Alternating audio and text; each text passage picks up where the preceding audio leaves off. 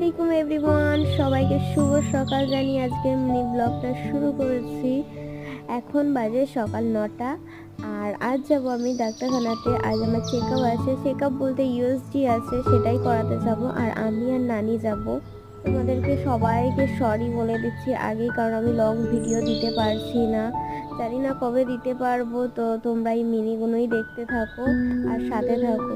তো বার হয়ে গেছি আমরা ডাক্তারখানার উদ্দেশ্যে, এবার যাচ্ছি টোটো করে। তো আজকে আর ইউএসজি করা হলো না আমার, কারণ ডক্টর আজকে আসেনি কো, যারা যেই ডক্টর পেটের ফটো করে সেই ডক্টর আজকে আসেনি কো।